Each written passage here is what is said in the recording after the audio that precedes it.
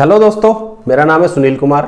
SK electrical channel पर आपका स्वागत है। दोस्तों, आज हम बात करने जा रहे हैं वाइब्रेटर की नोजल के बारे में। तो नोजल में लगने वाले सभी जो पार्ट्स होते हैं, आज हम उनके बारे में बात करेंगे, उनका आपको नाम बताएंगे और उनका यूज बताएंगे।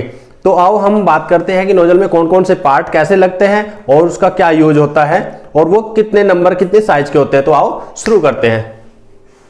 तो सबसे पहले हम देखते हैं कि ये 40 mm की नोजल का रूटर है और ये हमारे पास सबसे छोटी नोजल होती है साइज के हिसाब से, और ये इसकी थ्रेड निप्पल है।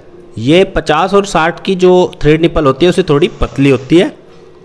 तो ये इसकी सील है, 40 mm की सील है जिसका साइज 17, 28, 7 होता है। और ये इसका बैरिंग हो गया जिसका नंबर होता है 2201। तो ये 2201 नंबर का बैरिंग इसमें लगता है और ये बैरिंग सील के बीच में लगता है। इसके आगे पीछे सील रहती है। जो स्प्रिंग वाला हिस्सा हमें गहरा दिखाई देता है वो बैरिंग की तरफ रहता है दोनों तरफ से, और ये सील कैप है।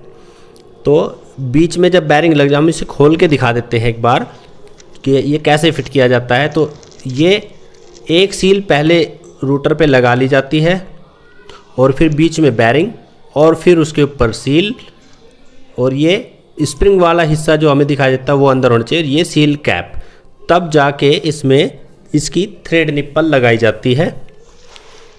तो थ्रेड निप्पल रूटर में टाइट हो जाती है। कैप लगाने से यही फ़ायदा होता है कि कैप जो है ना बैरिंग पे टिकी रहती है, इससे रूटर आगे पीछे नहीं जाता है। अगर हम कैप नहीं लगाएंगे तो रूटर आगे जा सकता है क्योंकि उसको बैरिंग के बेस पे नहीं टिकने को कुछ जगह मिलेगी। ये इसकी एंड कैप है जिसको एंड नट भी बोल देते हैं 40 mm की, और ये 40 mm की मेन हाउसिंग है जिसके अंदर रूटर चलता है। इसको रूटर हाउसिंग भी बोल देते हैं। और ये बैक नट हो गया इसका जिसमें रबड़ होज निप्पल कनेक्ट होती है। ये टॉप नट हो गया इसका और ये बैक नट। तो इसके पीछे हम जस्ट ये रबड़ हाउसिंग निप्पल लगाते हैं जिसमें रबड़ का पाइप लगा रहता है। तो इस तरह से इसका सेटअप बनता है। अब हम 50 mm की हाउसिंग का रूटर देख लेते हैं। ये रूटर हो गया 50 mm की नोजल का। ये सील हो गई 50 mm के लिए जिसके 22, 35, 7 साइज होता है जिसका। तो इसका भी यहाँ पे साइज लिखा रहता है, किसी पे नहीं भी लिखा रहता है और किसी पे 50 और 60 mm के साइज़ के हिसाब से लिखा रहता है। 2203 नंबर का इसमें बैरिंग लगता है।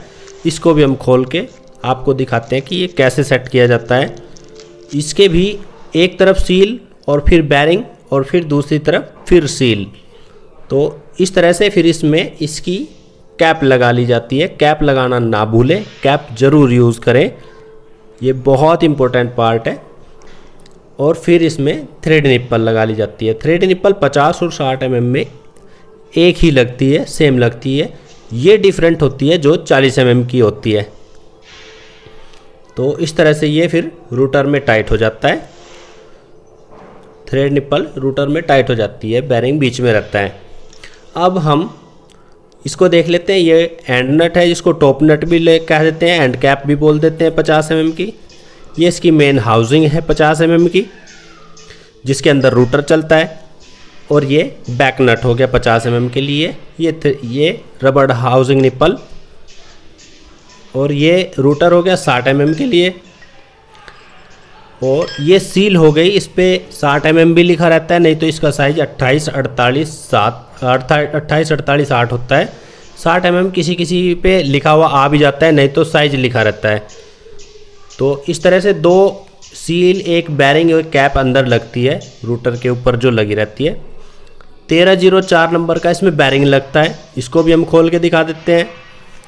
तो इस तरह से ये भी इसमें 2 सील, एक बैरिंग, एक कैप हो गई जिसको हम सील कैप बोल देते हैं। स्प्रिंग जिगदार में इसके अंदर दिखाई देता है सील के वो हिस्सा बैरिंग की तरफ हम रखते हैं दोनों तरफ से।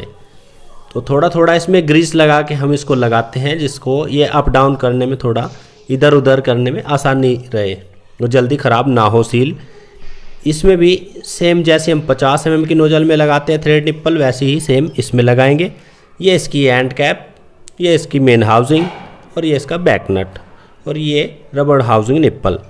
तो इसी तरह सेम पार्ट। अब पाइप के देख लेते हैं। ये रबड़ होज पाइप है, इसको रबड़ होज पाइप बोलते हैं, और ये सेफ्टी स्प्रिंग है पाइप का, जो पाइप पे चढ़ा दिया जाता है। दोनों तरफ भी चढ़ाते हैं, लेकिन अधिकतर अब एक ही तरफ इसको यूज करते हैं, जिससे कि अंदर कॉलम वॉलम में नोजल फंस जाती है तो दिक्कत करती है, तो इसलिए मोटर की साइड में ही स्प्रिंग का इस्तेमाल करते हैं। तो इस तरह से हमने पाइप और ये सेफ्टी स्प्रिंग दिखाया है। इसके बाद अब कट निप्पल आ जाता है इसका पार्ट, और ये इसका इनर कोर्ड है, जिसको स्प्रिंग भी बोल देते हैं। ये इसके अंदर घूमता है, तो इसमें थ्रेड निप्पल जिधर टाइट होती है वो हिस्सा नोजल में लग जाता है, रूटर में टाइट हो जाता है। इस तरह से ये इसको सेंटर पंच से पंच करके और रूटर में लग जाता है।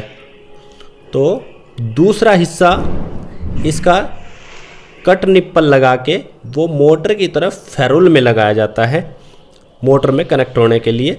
ये फेरुल में कनेक्ट हो जाता है, फेरुल वाइब्रेटर मोटर में कनेक्ट हो जाता है।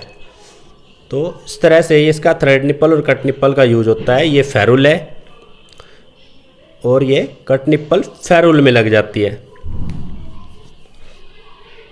फेरुल भी रबड़ होज निप्पल पे टाइट होता है। इस तरह से इसमें ये एक तरफ कट होता है तो वो इसके लॉक में अंदर फंस जाती है। इस तरह से ये स्प्रिंग को घुमाती है। तो इस तरह से इसको कुछ फिट कर दिया जाता है।